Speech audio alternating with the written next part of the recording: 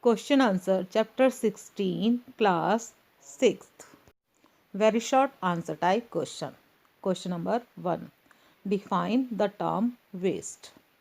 Its answer: those materials which are of no further use and are therefore thrown away. So they are called waste. Waste means these are those materials which are of no further use and we throw away them in the dustbin. So they are called waste. Now question 2. Why must we use dustbin? We must use dustbin so that the garbage is not littered around in the surrounding and are collected properly. If the dustbin is not there, then the garbage we see here and there. It is littering around. So to prevent the garbage to littered around in the surrounding and to collect it properly, we have to use dustbin.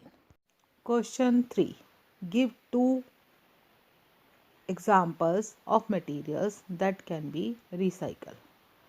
Answer is paper and glass. Paper and glass, these are the examples of the materials that can be recycled. Now question 4. What happens to the peel of vegetables and fruits if you keep them in dustbin for long?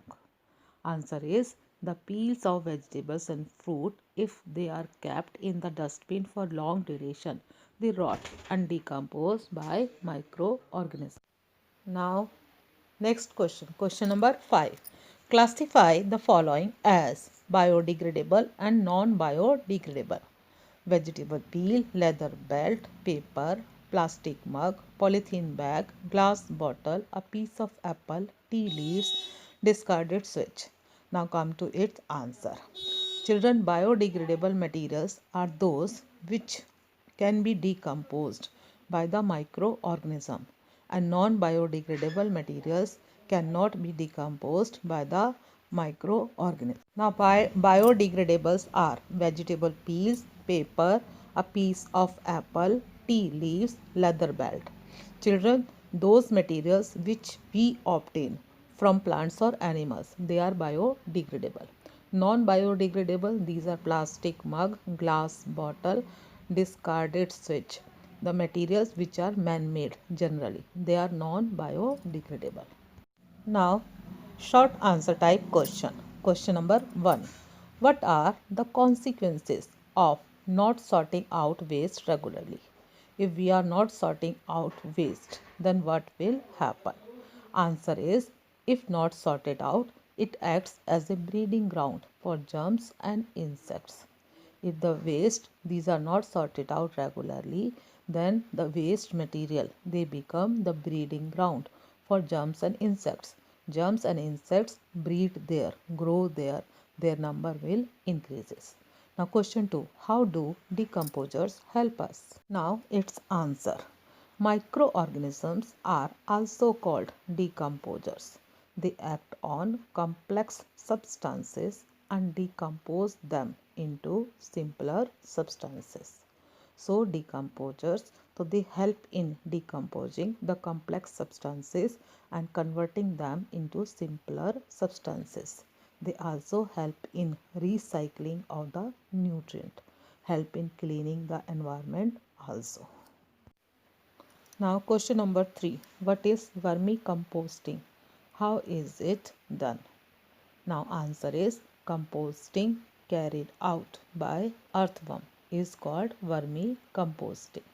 These worms can eat the biodegradable waste and convert it into manure. Earthworms eat biodegradable waste and excrete out, so that whatever they excrete out, that is humus. So they convert the waste into manure. Question number 4. How is garbage taken to the landfill site? Answer is, garbage from the bins is collected and dumped at specified places in a locality. The garbage from dumped site is then collected in trucks and taken to low-lying areas around the city. These are called landfill sites. Now the question 5. Question 5 is, why are two different colored bins used to throw garbage? what type of waste is thrown in them and why. Now the two different colored bins, these are used to throw garbage for the segregation of garbage. For the segregation of garbage, different color bins are used. The blue bins, these are for materials which can be recycled, and green ones, these are for the kitchen waste or other animal or plant waste. Now question 6.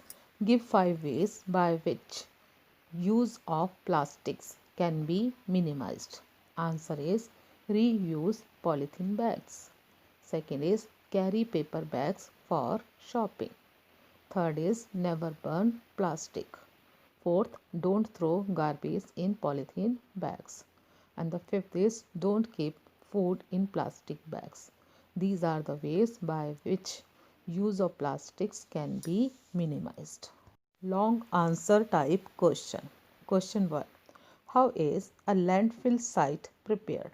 What happens to it once it is completely full?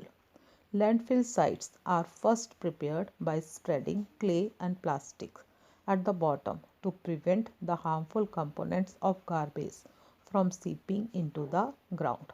The garbage is compacted to increase its stability and to reduce the area it occupies. Each day's garbage is covered by a layer of soil to prevent rats and other animals from coming near it. Once filled, the landfill site is completely covered with the soil. It is then converted into a park or a playground.